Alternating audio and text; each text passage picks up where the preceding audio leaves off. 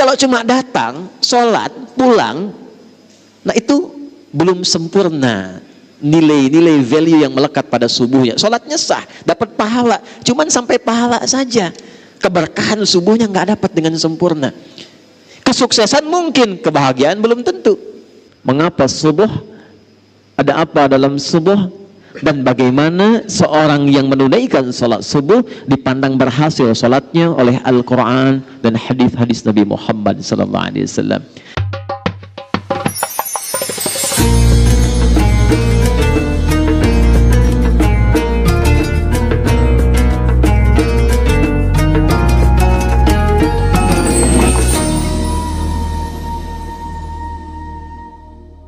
Mengapa di dalam Al-Quran dari 5 waktu salat hanya subuh yang diberikan 2 nama dan disebutkan langsung di dalam Al-Quran dengan sumpah?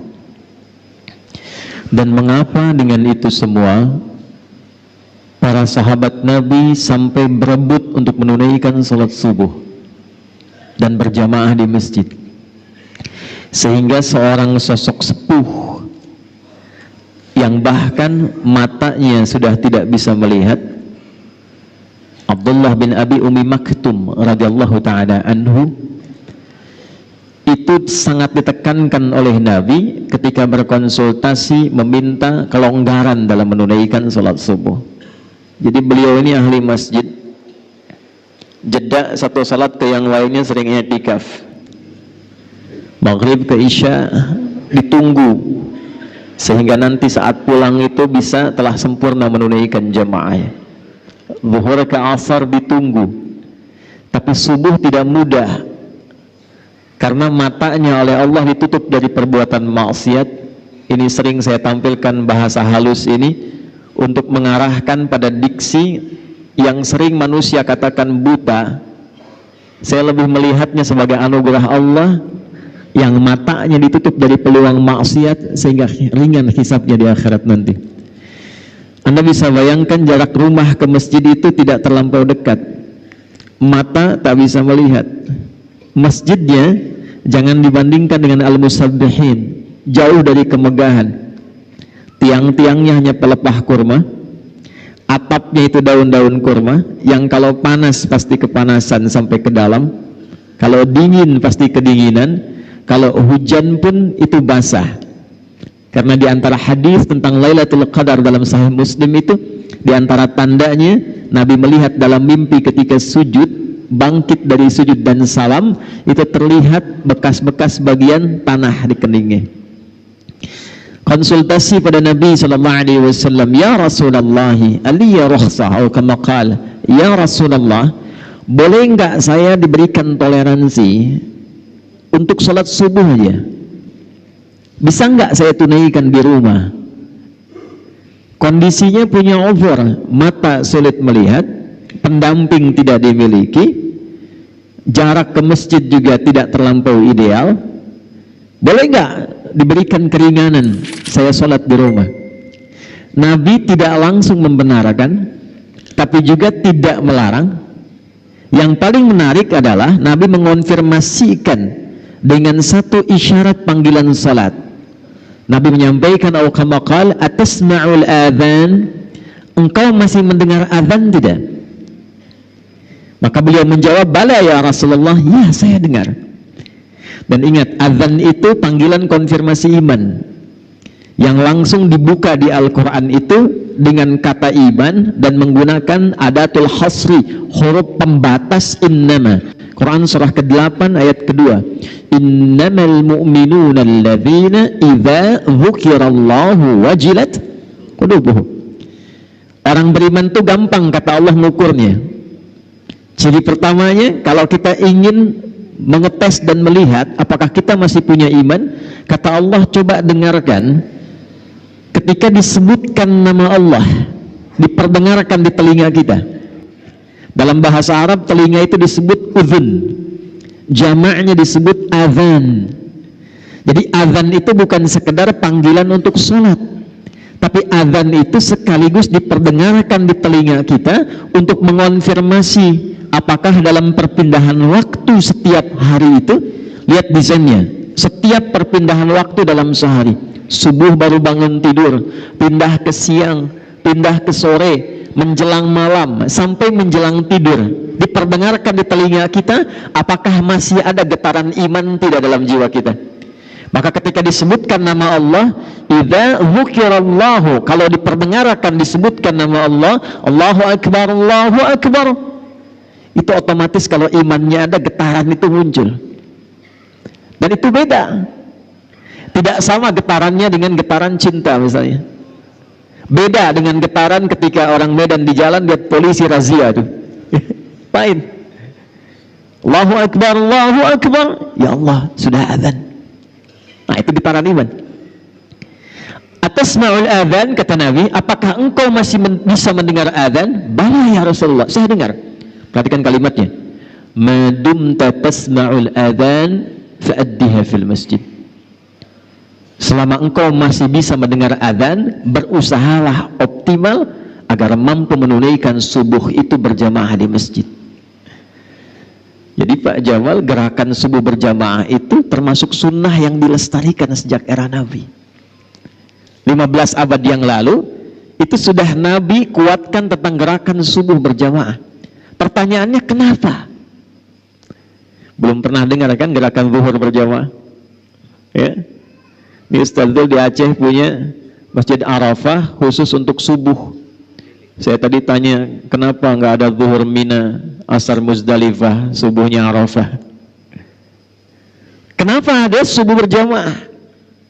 Dan menariknya Abdullah bin Abi Umi Maktum, kalau sekarang misal kita ambil dalam waktu Medan jam 5 misalnya saja ya, 5:02 itu azan, itu beliau kemudian datang lebih awal 1 jam sebelumnya, rabak jalan, masuk masjid.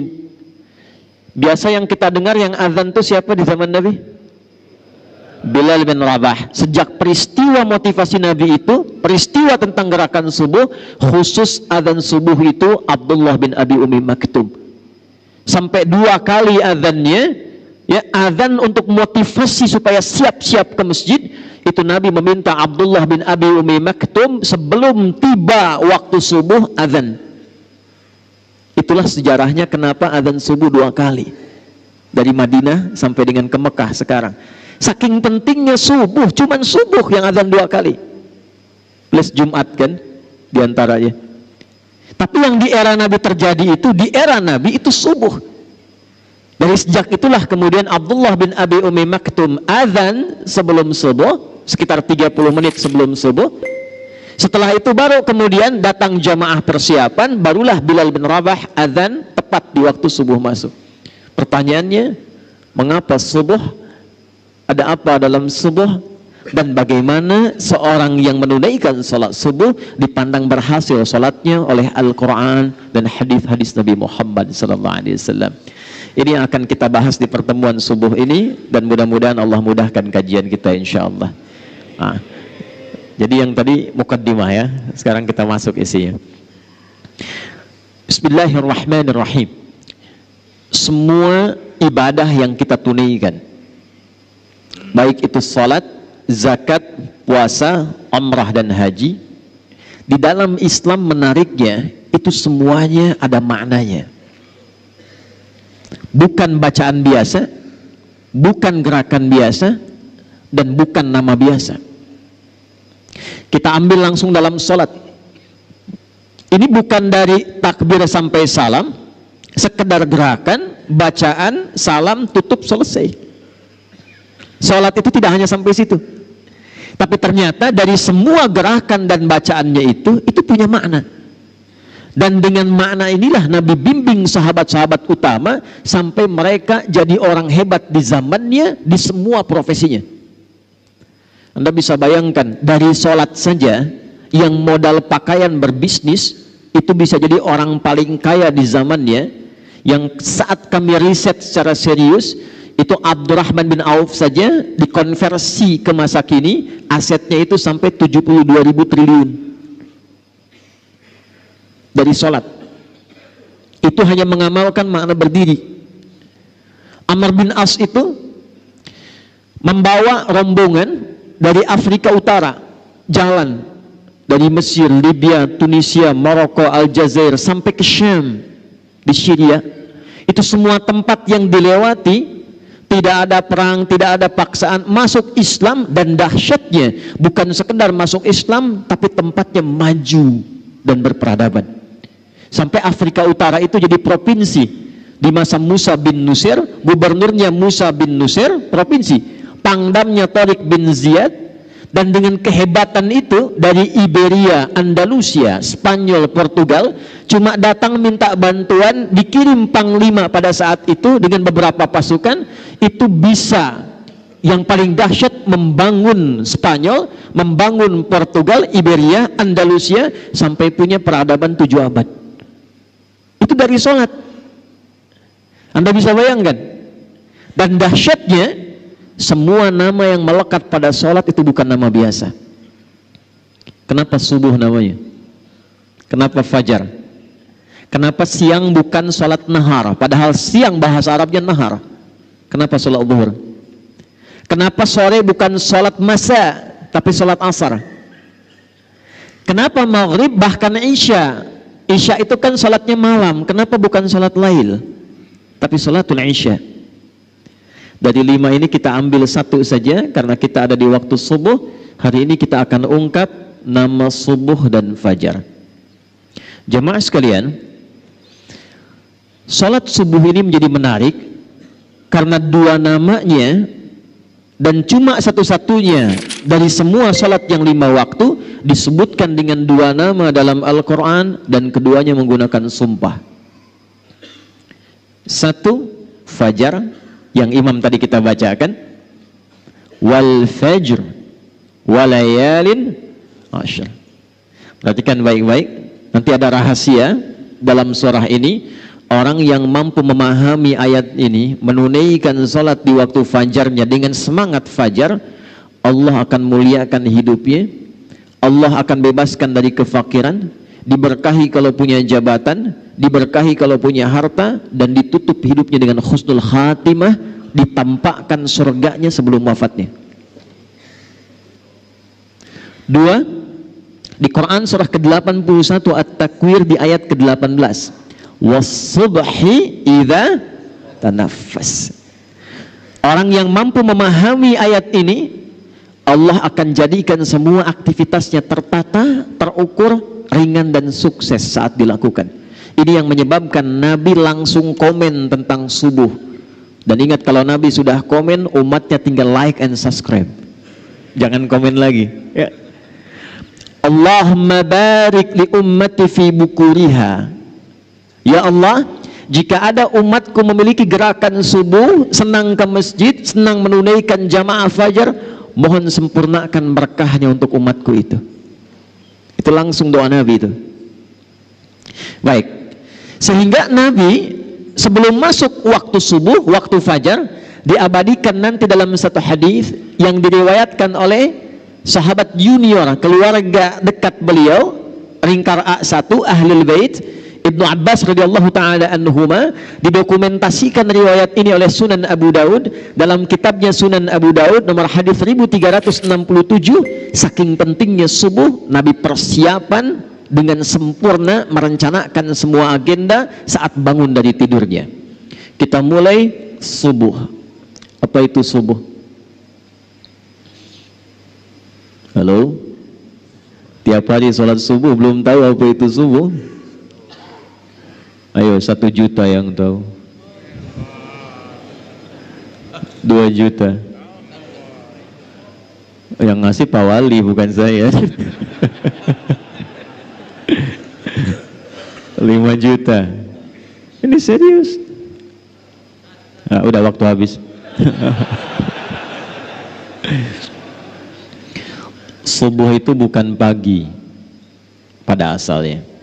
Subuh itu akarnya dari kata asbah, yang berarti sesuatu yang disiapkan dengan rapi, yang berarti rencana kegiatan yang dirapikan, yang berarti planning dari aktivitas yang disiapkan. Jadi kalau orang Arab itu bertanya begini, kaifa asbahta ya akhi, Bagaimana kabarmu di pagi ini, di subuh ini? Maksudnya bukan tanya kondisi tubuh. Kalau cuma tanya kabar, kaifa haluk, selesai. Tapi dia tanya, bagaimana kabarmu hari ini dan kegiatanmu di hari ini? Apa yang akan kau kerjakan di jam 8 nanti? Apa yang akan kau lakukan di jam 9 nanti? Sudahkah engkau punya kegiatan yang tertata di pagi ini? Itu asbah. Sifat dari itu, kalau kita siapkan menjadi agenda yang terukur, yang akan kita kerjakan di setiap hari yang kita lalui, maka sifatnya berubah menjadi subuh namanya. Nah, karena itulah kemudian ketika Allah berfirman dengan sumpah di Quran surah ke-81 At-Takwir ayat ke-18, was-subhi idza tanaffas, dan aku bersumpah demi waktu subuh yang aku bentangkan keberkahannya. Perhatikan cara menerjemahkannya langsung dengan tafsir, idza tanaffas, ketika tiba waktu subuh itu, maka siapkan agenda terbaikmu bersamaan dengan nafas pertama yang aku anugerahkan kepadamu saat bangun itu. Sehingga semua alam itu sudah menyiapkan agenda terbaik untuk berbuat kebaikan. Silahkan cek matahari saja, itu ketika mulai bertugas membelah kegelapan malam, menunjukkan kebaikan pada manusia dengan perintah Allah, dimulai dengan subuh. Tumbuh-tumbuhan, kapan mereka memberikan manfaat dan menebarkan oksigen? Itu dimulai waktu subuh.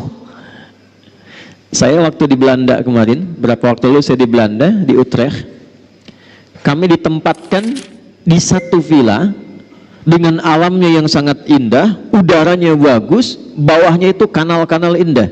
Di Belanda itu kanalnya disambungkan ke 13 provinsi, jadi kalau macet di darat, mereka itu pakai jalur kanal, sungai.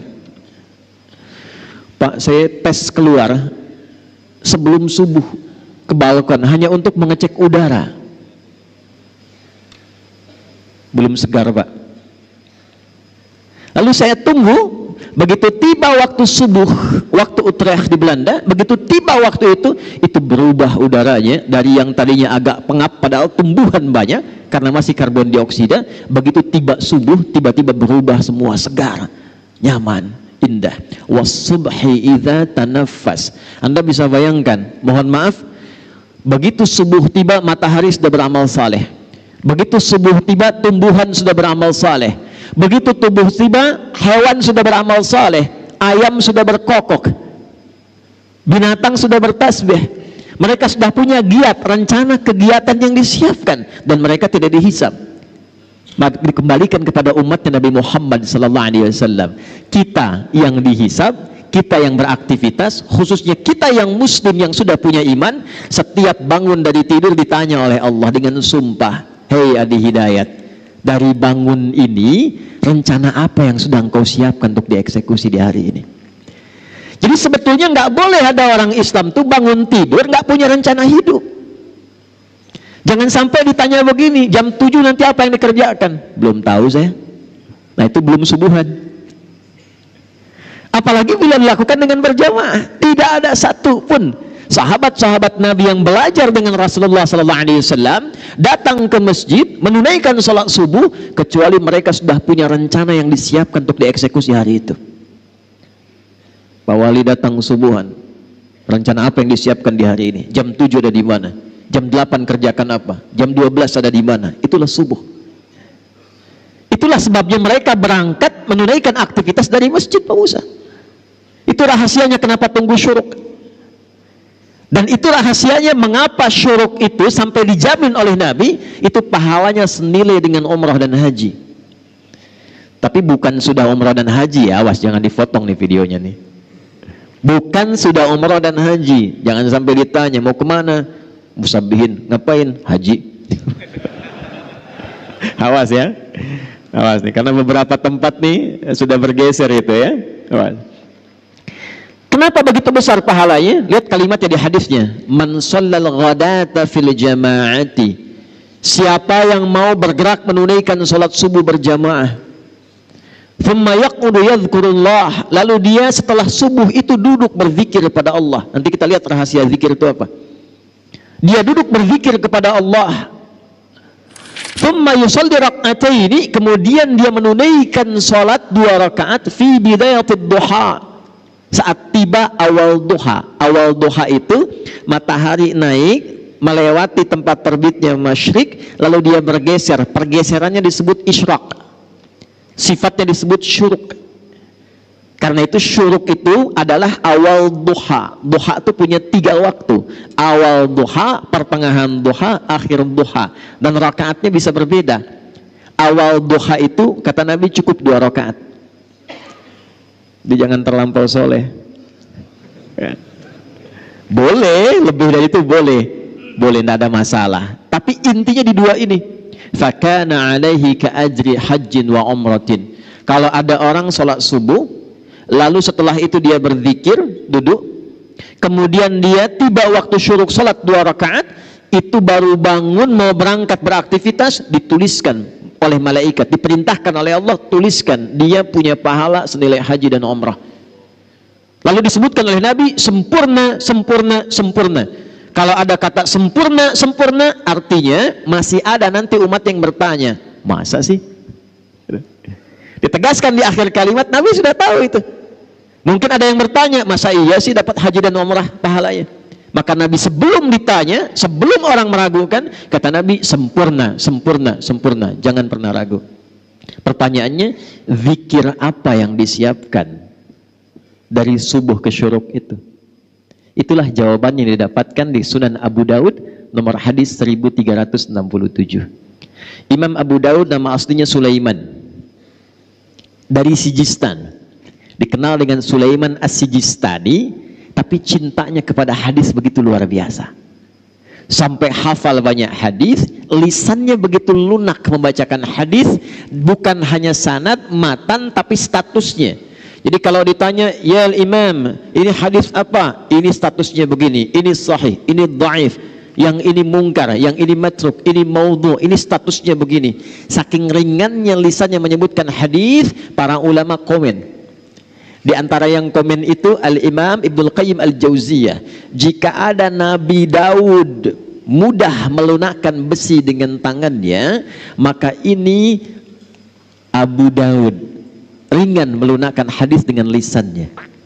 Jadi bukan sekedar kunyah untuk keturunan Abu Daud ini, tapi juga memberikan kesan begitu cinta, senang kepada hadis, diberikan anugerah oleh Allah ringan dalam menilai dan menyebutkan hadis. Di antara sekian hadis yang beliau dokumentasikan dalam kitabnya Sunan, nanti satu saat kita belajar detail ya, mungkin bagi para da'i, imam dan khatib. Kenapa kitab hadis dibagi 4 nanti? Ada mu'jam, ada sunan, ada musnad nanti ya. Saya ulangi ya. Ada 1 jami', 2 sunan, 3 mu'jam, 4 musnad. Yang ini sunan. Kitab sunan itu kitab hadis yang disusun berdasar urutan fikih kegiatan ritual kita. Cepat, nomor hadis 1367, diriwayatkan langsung oleh keponakan Nabi SAW, anaknya paman beliau. Nabi punya paman, salah satunya Abbas radhiyallahu taala anhu, beda usia dengan Rasulullah itu kurang lebih 3 tahun. Tempat tinggalnya dekat dengan Nabi, di samping Babu Salam. Jadi kalau bapak ibu umrah atau haji, saya doakan yang belum insya Allah bisa disegerakan. Tidak cukup dengan amin, nabung dari sekarang ya, nabung. Ini saya lupa tadi mulai nih, mohon maaf nih ya, saya tidak terafiliasi dengan politik praktis. Saya ini ulama mendoakan untuk semua, sehingga semua punya bimbingan dari Allah Subhanahu wa Ta'ala. Cuma masalahnya sekarang saya kadang kesulitan memilih kata, termasuk saat di luar negeri. Saya mohon ya, ini kalau kita nanti mendapat kata, niatkan untuk ibadah, tidak untuk yang lain. Jadi aminnya amin spiritualis, bukan amin politis ya. Wah sudah. Ini kajian kita, kajian subuh. Sebab sekarang ini saya ke Kuwait kemarin, saya dapat cerita, Ustadz, ini eksesnya luar biasa. Orang tahiyat tadinya begini, sekarang jadi begini kan. Begini. Nggak boleh, jangan sampai terjadi itu. Ya. Satu tempat kita imami salat ghairil maghdubi alaihim waladdallin. Diam. Diam. Itu karena ada yang beda, nggak keluar suaranya.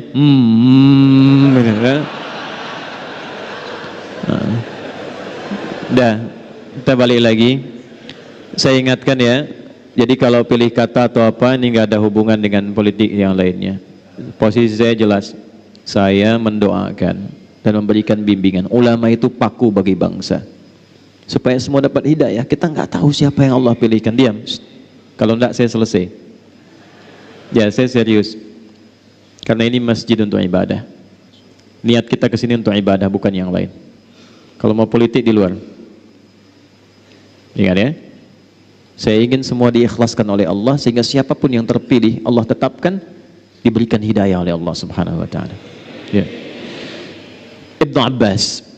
Abbas itu tempatnya di belakang pintu As-Salam, Babus Salam.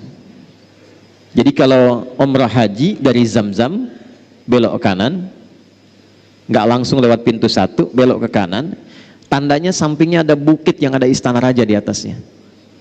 Lurus terus sampai ujung. Di begitu belok ada pos security, CCTV 1 warna putih yang jaga 2 orang, lurus kanannya ada kipas angin tuh, sampai ujung ada 35 kipas anginnya. Saya udah hitung tuh ya. Sebelah kiri persis turun ke bawah itulah pintu Babus Salam. Itu rumah kediamannya Abbas. Di sampingnya ada pintu Babun Nabi, namanya Gate Nabi. Itu rumah kediamannya Sayyidah Maimunah, di antara istri Nabi SAW, dan bibinya juga Abdullah bin Abbas. Abbas punya 2 orang putra, satu Fudail yang sulung, yang bungsu namanya Abdullah bin Abbas. Nah, Abdullah kecil ini disiapkan oleh pamannya Nabi Abbas ini untuk khusus belajar dari Nabi. Investasi. Kenapa? Karena Abbas ini pengusaha, Pak, pedagang. Kegiatannya sibuk. Tapi maaf, sesibuk-sibuknya itu akhir pekan atau waktu luang masih bisa ngaji dengan Nabi. Sehingga saat Nabi meninggal, itu beliau sudah hafal 200 hadis. Kalau Quran gampang, hadis tak mudah. 200 hadis. Tapi beliau berpikir, mesti ada yang dibanggakan di keluarga saya, karena nanti di akhirat, di antara satu anggota keluarga itu ada yang diperintahkan oleh Allah untuk memberikan syafaat kepada orang tua dan keluarganya. Itu yang harus Anda siapkan. Jadi kalau bangga dunia biasa, masuk alam kubur almarhum. Tapi di akhirat nanti itu abadi sifatnya. Ada anak-anak tertentu yang disiapkan oleh orang tuanya, itu langsung menggandeng bapak ibunya, keluarga di belakangnya, dan diperkenankan oleh Allah, masuklah ke dalam surga lewat tamannya yang indah sampai naik ke tingkat tertinggi. Itu ada di Quran surah 13 Ar-Ra'd ayat 23 sampai 24. Jannatu adni yadkhulunaha wa man salaha min abaihim wa azwajihim wa dhurriyyatihim wal malaikatu yadkhuluna alaihim min kulli bab salamun alaikum bima sabartum fa ni'ma uqbaddar. Paham? Tidak. Jannatu adni yadkhulunaha, nanti di hari kiamat kata Allah, ada orang-orang yang aku mintakan cepat masuk surga. Jangan sibuk saat hisab, cepat masuk surga. Padahal suasana hisab itu begitu mencegangkan, sampai orang-orang itu berusaha minta syafaat, gelisah, gemuruh. Tapi ada satu keluarga besar yang kata Allah langsung masuk surga. Yang hebatnya, surga kan 8 pintu, 8 tingkatan. Itu diminta masuk lewat tengah-tengah di tempat yang paling indah tamannya, lalu diperintahkan gandeng bapak ibumu yang soleh itu, yang telah menyiapkan engkau menjadi pemimpin keluargamu pada saat ini. Wadzurriyatihim, gandeng keluargamu di belakang, pasanganmu, keluargamu. Perhatikan kalimatnya. Begitu dia mulai masuk, diperintahkan malaikat oleh Allah, malaikat semua berdiri di setiap depan pintu surga yang dijaga dan ucapkan selamat kepada keluarga besar ini. Maka malaikat masuk dan berdiri di setiap pintu surga. Wal malaikatu yadkhuluna alaihim min kulli bab Salamun alaikum bima sabaratum. Ucapan selamatnya, selamat keluarga besar karena Anda telah sabar meniti jalan ke sini saat di dunia. Sabar. Saat turun ayat ini dibaca oleh sahabat. Di antara yang baca dengan sempurna itu paman Nabi Shallallahu Alaihi Wasallam. Beliau seorang pedagang, beliau pekerjaannya sibuk, kadang juga merantau, walaupun sesekali masih ikut kajian Nabi. Tapi kalau saya boleh cuma hafal 200, anak saya mesti lebih dari saya. Bapaknya nggak hafal Quran, anaknya mesti hafal. Bapaknya mungkin bukan ahli fiqih, tapi satu di antara anak saya mesti menjadi ahli fiqih.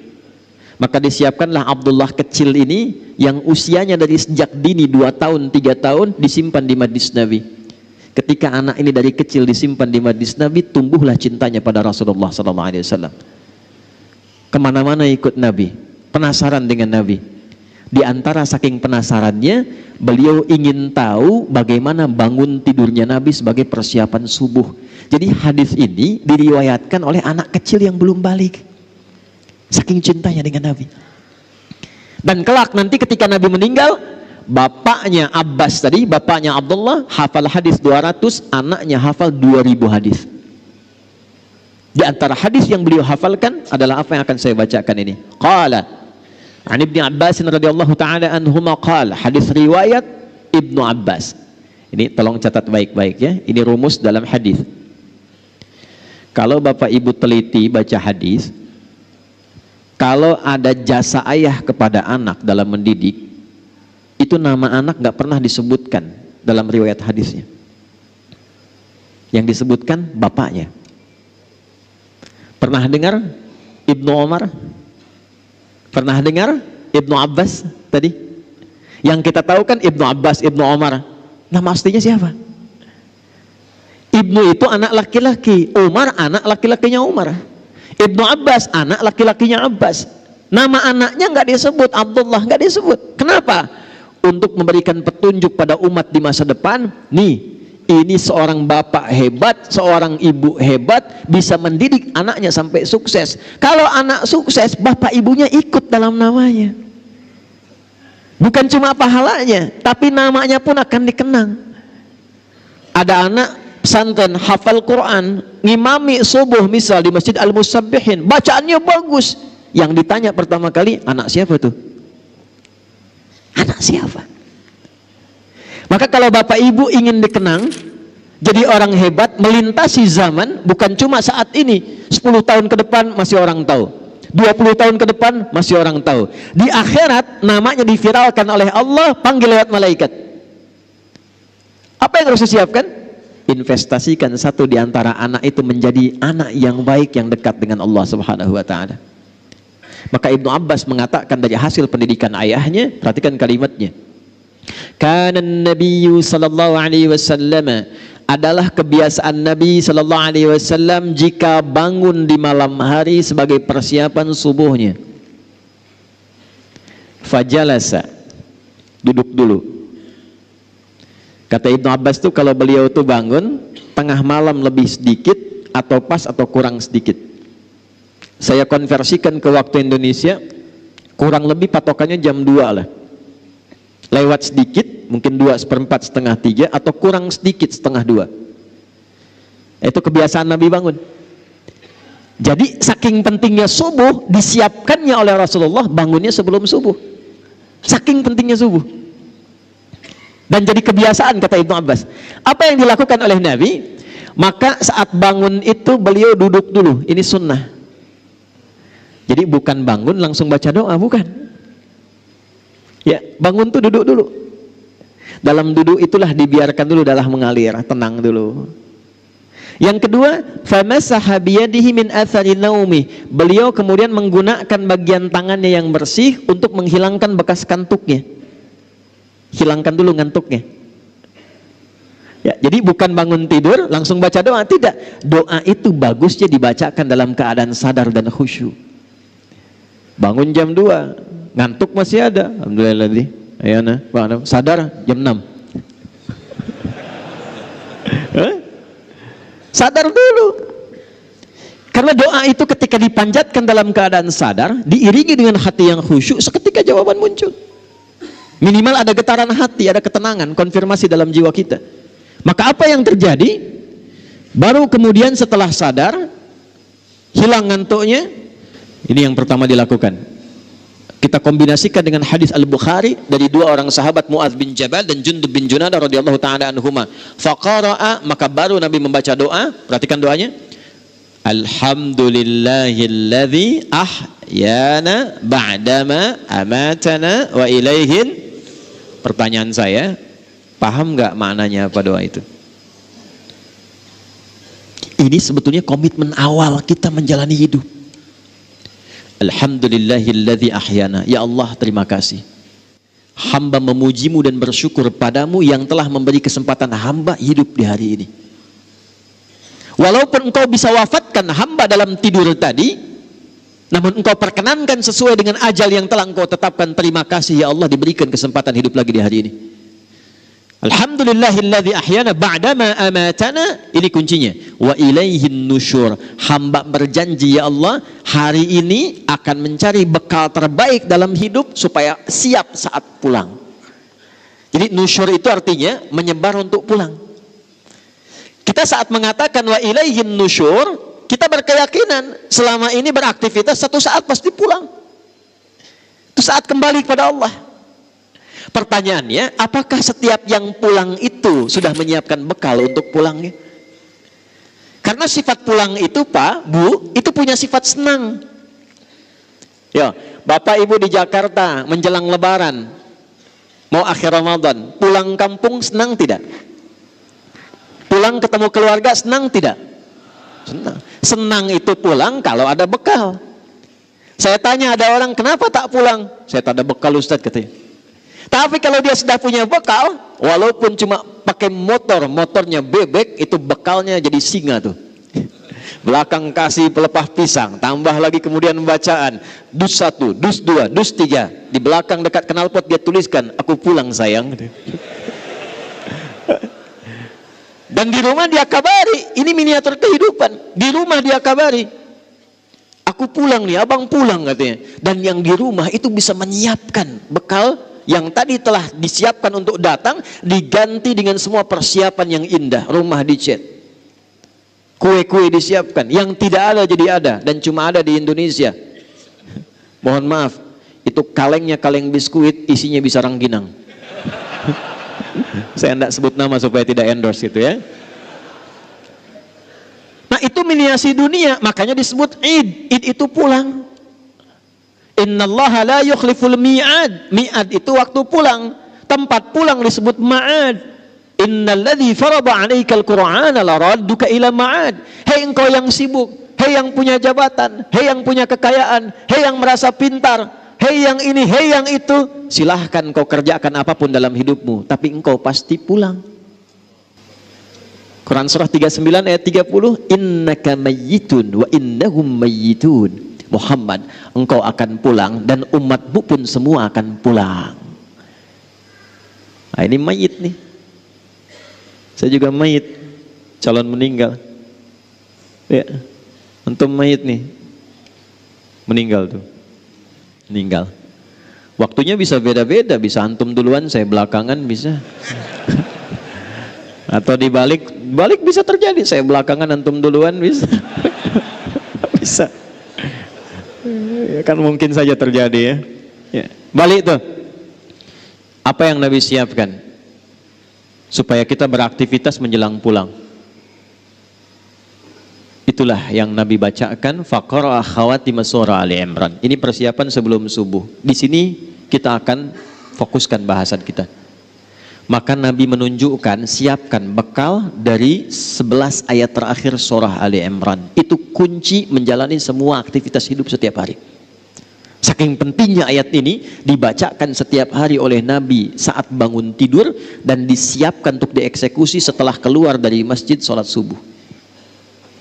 Inna fi khalqis samawati wal ardi wa ikhtilafil laili wan nahari la ayatil liulil albab. Fokus. Alladzina yadhkuruna Allaha qiyaman wa qu'udan wa ala junubihim.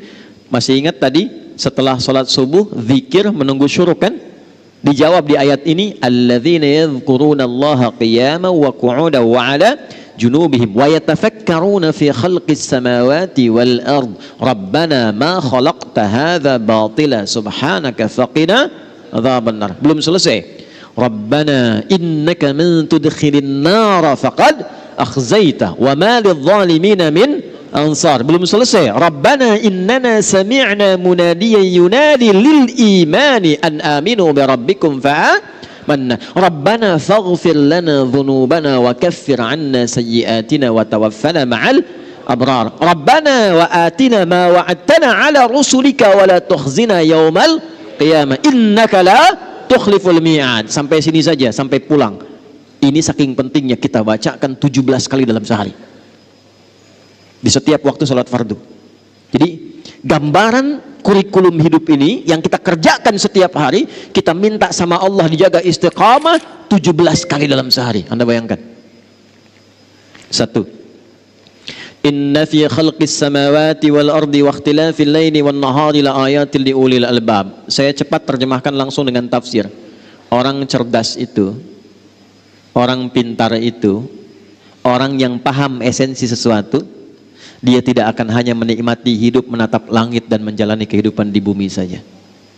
Lihat langit indah, jalan-jalan, nikmati aktivitas di bumi, tidak. Orang cerdas, orang pintar yang tahu inti kehidupan itu, inti sesuatu, itu disebut lub namanya. Tahu kelapa?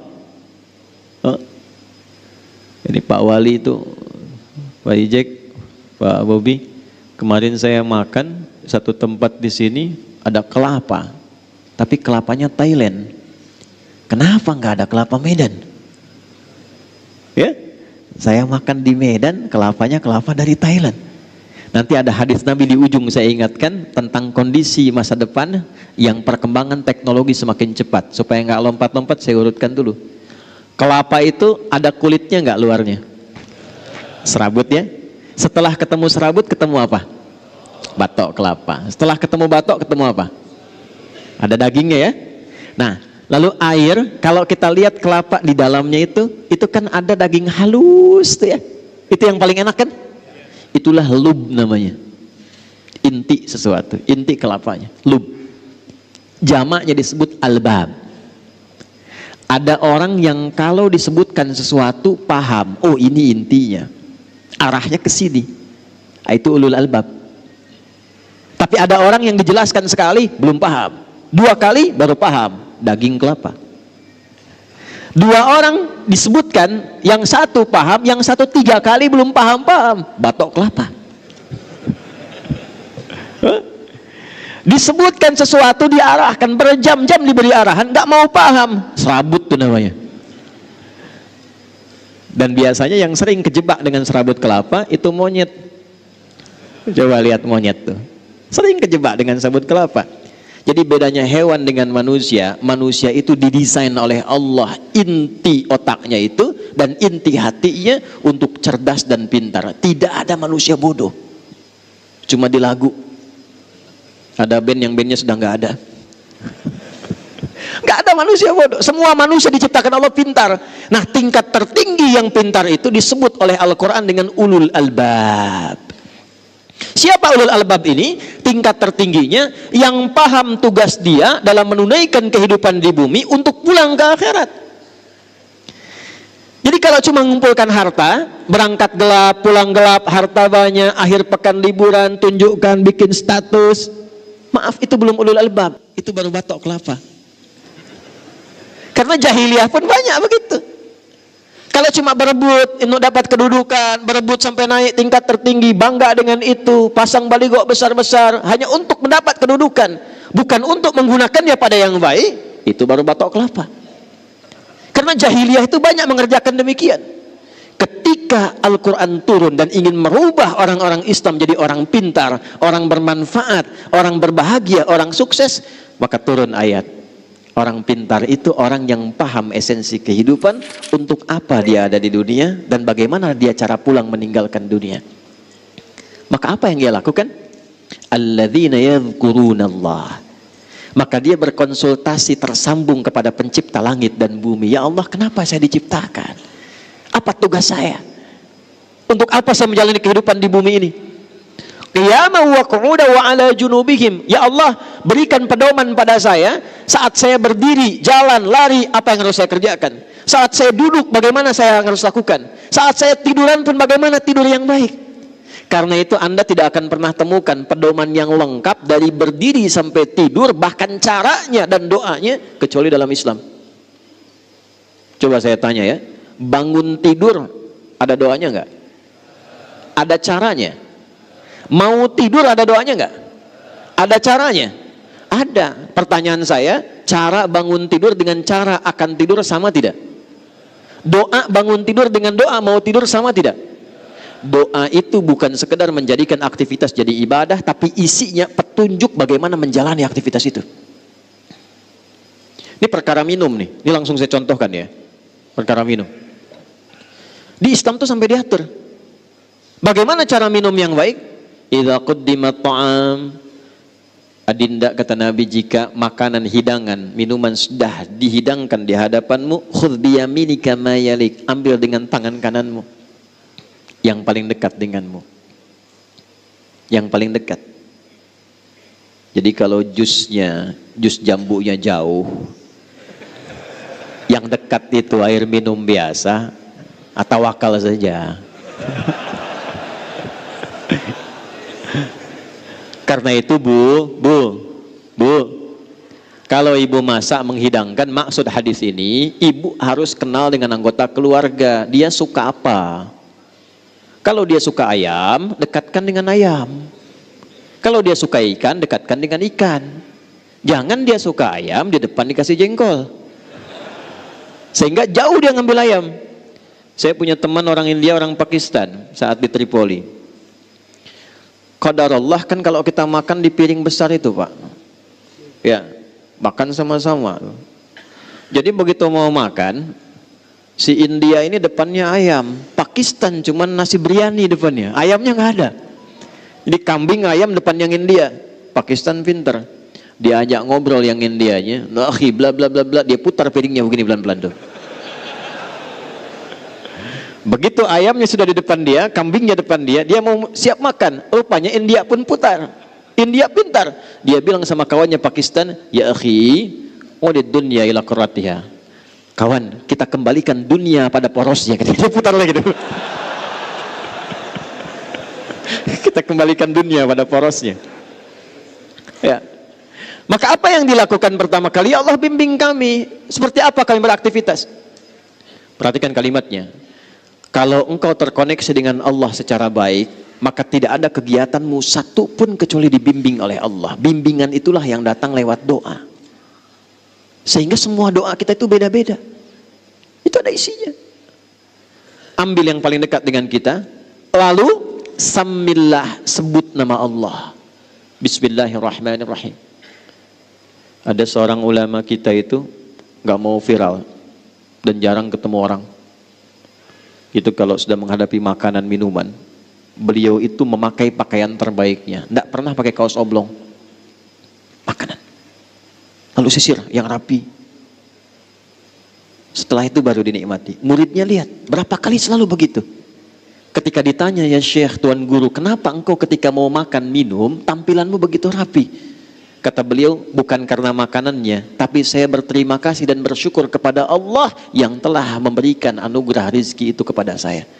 Jadi saat saya makan, saya merasa Allah mengawasi saya bersyukur dengan semua itu. Sebut nama Allah, Bismillahirrahmanirrahim. Di semua aspek. Nah, sebelum kita mengeksekusi itu, wa yatafakkaruna fi khalqis samawati wal ard. Siapkan tafakkur. Apa itu tafakkur? Tafakkur itu merencanakan dengan pikiran kita, menyiapkan agenda yang terstruktur, dibimbing oleh akal kita. Mau dikerjakan apa? Berdiri, duduk, dan tiduran di hari itu. Susun agenda. Mau bangun jam berapa? Pagi ada di mana? Siang mengerjakan apa? Malam mau istirahat jam berapa? Orang pintar itu dia susun agendanya, bagaimana saat ia kerjakan ini tersusun dengan rapi, lalu kemudian dia niatkan pekerjaan itu untuk mencari bekal pulang. Itulah ulul albab. Ya, ada pedagang pengusaha di sini. Saya mau tanya, Anda usaha itu untuk apa? Hah? Dapat harta. Bagus, memang betul begitu. Nggak usah takut ya. Kalau sudah dapat harta mau apa? Kaya, umroh. Boleh, nggak apa-apa. Lihat baik-baik nih, lihat baik-baik. Kalau cuma kita mencari harta untuk kebutuhan dunia, itu umum, sah-sah saja. Dan di Quran ada ayatnya, Al-Baqarah ayat 200. Wa minan nasi may yaqulu rabbana atina fid dunya.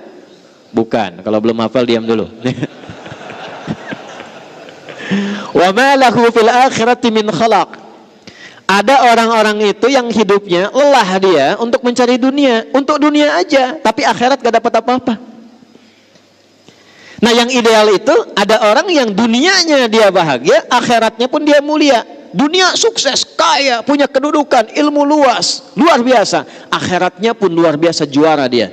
Itulah ayat 201 yang sering kita hadirkan dalam doa. Wa minhum may yaqulu rabbana atina fid dunya wa fil akhirati hasanah wa qina. Sukses dia, bahagia dia. Nah, bagaimana cara mengonversi itu? Pertama, lihat pesannya. Langsung diterapkan oleh Nabi lewat bahasa Quran tadi. Was-subhi idza tanaffas. Kalau sudah menjelang subuh, malam-malam tuh siapkan dulu. Apa rencana besok? Karena itu Nabi itu sebelum tidur, itu yang dilakukan evaluasi dulu. Tadi kerjakan apa seharian ini? Oh iya, saya ke masjid misalnya, jamaah. 5 kali jamaah enggak? Ke masjid enggak? Baca Quran enggak? Besok saya siapkan. Kalau tadi 3 kali saya ke masjid, besok 5 kali saya ke masjid. Siapkan. Masjid pertama Al-Musabbihin, masjid kedua A, masjid ketiga B, masjid ketiga, terus sampai dengan Isya. Jamaahnya di mana? Pekerjaannya apa? Ukur semua. Siapkan. Begitu sudah siap, begitu sudah baik, itulah yang disebut dengan tafakkur. Wa yatafakkaruna fi khalqis samawati wal ardh. Rabbana ma khalaqta hadza batila. Kalau semua orang begitu, nggak sia-sia pekerjaannya. Ya, maaf, silahkan, kata Allah silahkan. Anda tugasnya di udara, yang pilot, ada pramugari, ada macam-macam, nggak dilarang jadi pilot, silahkan.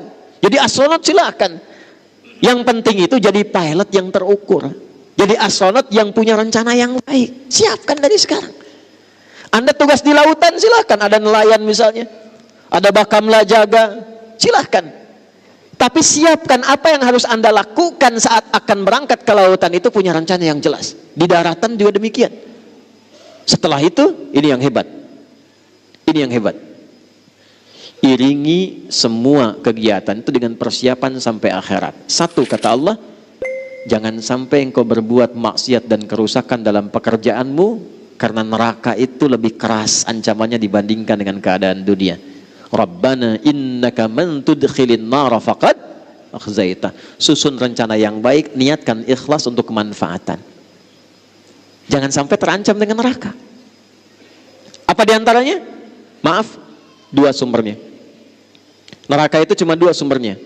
1 fahsya, 2 mungkar. Fahsya, keburukan yang diingkari oleh hati, sumbernya syahwat farj. Zina, selingkuh, LGBT, pornografi, porno aksi, kata-kata jorok, kotor, itu fahsya. Mungkar, keburukan yang diingkari oleh hati, sumbernya nafsu perut dan akal. Maaf, korupsi, saling berselisih, bikin hoax, saling mencela, saling menjatuhkan, merampok, membunuh, itu mungkar. Saya mau tanya pada Bapak Ibu sekalian, amalan apa yang oleh Allah disiapkan untuk membuat seseorang terjauh dari fahsya dan mungkar? Cuma sholat.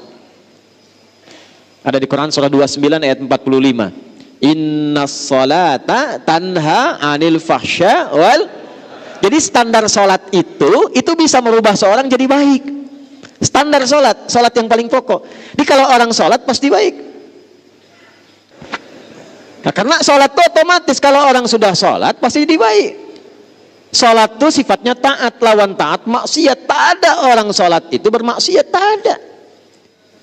Ya, orang jahiliyah itu dirubah menjadi khairul ummah itu dengan sholat.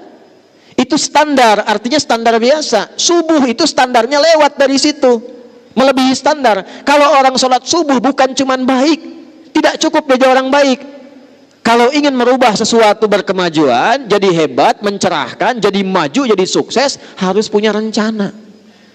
Pengusaha apa rencananya? Strateginya apa? Kegiatannya apa? Buat rencana. Dari subuh itu punya rencana kehidupan. Kalau tugas untuk pribadi, untuk keluarga, anak saya nanti mau bagaimana ke depan? Siapa yang jadi ahli Quran? Siapa yang jadi ahli fisika? Siapa yang jadi dokter? Siapa yang jadi ahli fikih? Dengan istri kompak, nah itulah yang disebut ulul albab.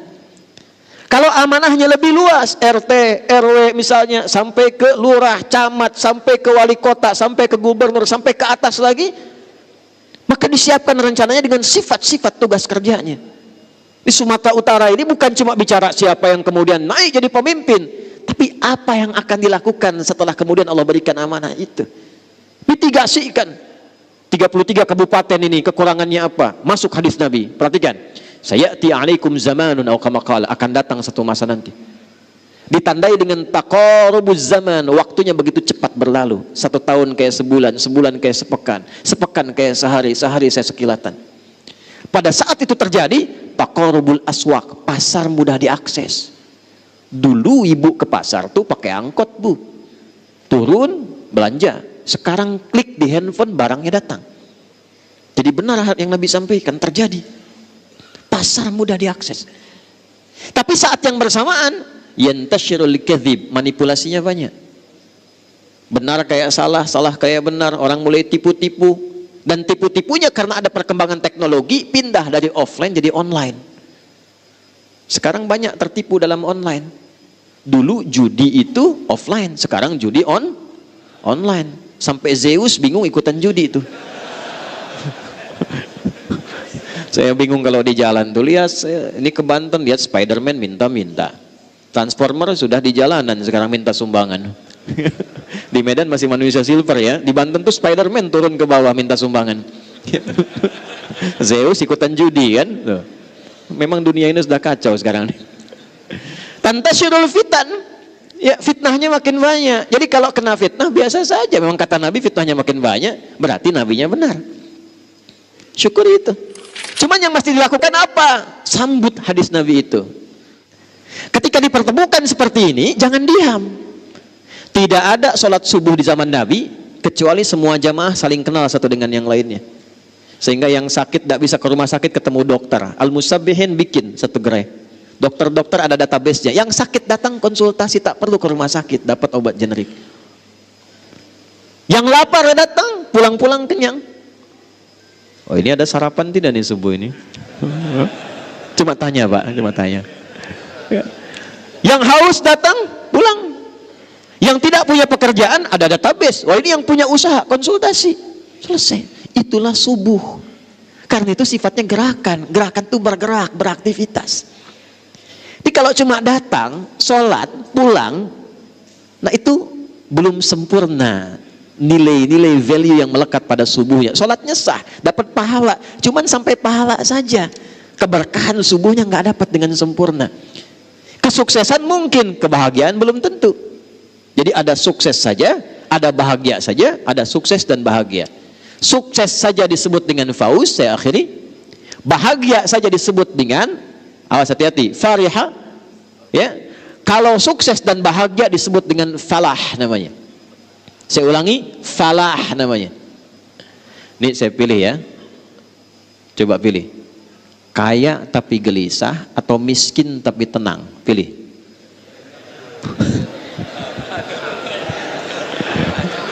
Kaya tapi nah, ya sudahlah, terlihat mukanya begitu. Nah, kaya dan tenang itu namanya falah. Falah. Orangnya disebut muflih. Jamaknya disebut muflihun. Allah bersumpah langsung di Quran surah 23 ayat 1 dan 2. Qad aflahal mu'minun. Orang beriman itu pasti sukses dan bahagia.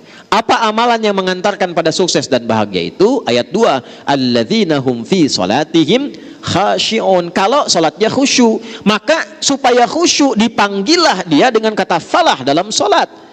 Saat azan itu berkumandang, Anda tanya, kenapa saya mesti salat? Dijawab langsung oleh suara muadzin, hayya 'alas shalah. Kenapa saya mesti salat ya Allah? Jawab, hayya 'alal falah, supaya engkau sukses dan bahagia. Jadi sebetulnya motivasi sholat itu bukan hanya menjadikan kita dapat pahala, supaya kita hidupnya sukses dan bahagia. Kalau kesuksesan itu diraih, kebahagiaan didapat karena kita ingat Allah, berpijak pada Allah, maka sadarlah kita akan keagungan Allah. Itulah yang menjadikan setelah hayya 'alal falah, ingat Allah lagi. Allahu Akbar, Allahu Akbar, la ilaha illallah. Tapi tidak semua orang yang sholat mendapatkan kesuksesan, kebahagiaan. Mengapa? Karena dia tidak mengambil hikmah dan pelajaran dari semua pedoman-pedoman terkait sholat itu. Anda kalau cuma datang ke masjid, sholat 2 rakaat dan pulang, tidak dapat hikmahnya. Tapi ketika Anda sebelum datang uraikan kegiatan hari ini, saya mahasiswa di USU mesti IPK-nya 4. Saat bersamaan saya menghafal Quran. Ya. Nah, saya tutup, saya akhiri. Siapkan rencana. Apa sifat kegiatan kita? Sebelum dieksekusi, datanglah kepada Allah untuk minta taufik dan petunjuk serta kemudahan. Datangnya kita ke masjid untuk sholat itu bukan sekedar sholat, minta sama Allah, ya Allah saya punya agenda nih, ya Allah saya punya kegiatan, fa idza faraghta fansab wa ila rabbika. Nah, wa ila rabbika farghab itu datangnya lewat sholat. Makanya kenapa sholat pertama disebut dengan fajar?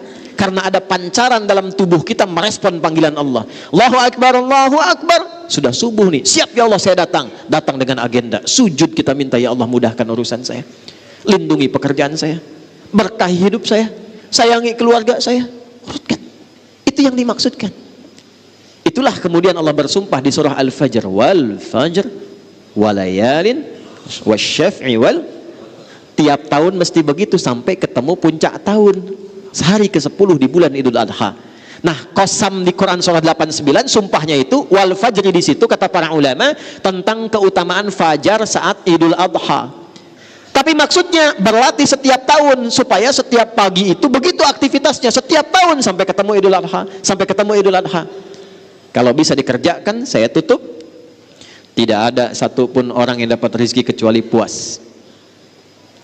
Ketika dapat dia berbagi, punya kedudukan dia manfaat, lalu Allah siapkan di akhir kehidupannya cara pulang yang baik. Ya ayyatuhan nafsul mutmainnah. Karena dia punya agenda, dia punya arah, hidupnya tenang, maka meninggalnya pun dalam keadaan tenang. Hei jiwa yang sudah tenang, siap-siap pulang. Irji'i ila rabbika radiyatan, siap pulang, aku sudah ridha dengan amalmu, engkau pun akan ridha dengan pemberianku. Sudah siap pulang? Oh, belum ya. Baik. Ada satu penjaga masjid di Pasar Rebo di Jakarta, tapi di daerah, bukan di kotanya. Tugasnya marbot masjid aja. Tapi dia tahu fikih marbot, belajar dari Bilal. Dinikmati kerjanya, Pak. Nanti ada belajar ya, ada belajar. Saya entah mengapa beliau ini saking ikhlasnya, datang orang Qatar, Pak, lampu merah sonoan dikit tuh. Datang ke situ hanya untuk bertemu orang itu dan tidak tahu dari mana taunya. Datang, beliau bilang, saya ingin renov musola ini, tapi bapak saja yang jaga. Ini kisah nyata. Singkatnya direnov jadi. Begitu jadi ditingkatkan cintanya pada masjid. Yang buka masjid beliau, yang bersihkan beliau, yang azan beliau, qomat sampai ngimami beliau. Semua bersih. Satu kali hari Kamis puasa, nunggu buka ba'da asar, sudah rapikan masjid tuh orang sholat, tiduran dekat karpet. Karena punya kurikulum, punya persiapan amal, punya strategi beramal, beliau sudah paham ini cuma sementara. Saat pulang itu nggak akan disebut ini marbot, ini penjabat, ini rakyat, ini ustadz. Yang penting saya siapkan bekal pulang. Itu cuma tiduran Pak, tiduran di tempat yang dirawat, di tempat yang diberkahi itu cuma merem-melek. Ya ayyatuhan nafsul mutmainnah. Meninggal beliau di tempat yang beliau abdikan, di tempat beliau ibadah, dalam keadaan yang tenang, sukses beramal. Cara pulangnya, meninggal cuma merem-melek meninggal. Maaf ya, hati-hati pojok tuh sudah ada yang merem-melek tuh. Nah itulah subuh ya.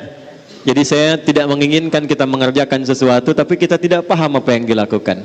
Maka kesimpulannya, satu, subuh bukan sholat biasa, tapi menjadi gerakan bagi kita untuk bisa memaksimalkannya dan mendapatkan nilai-nilai kebaikan di dalamnya. Satu. Dua, subuh sifatnya gerakan, tapi gerakan yang merubah hidup kita.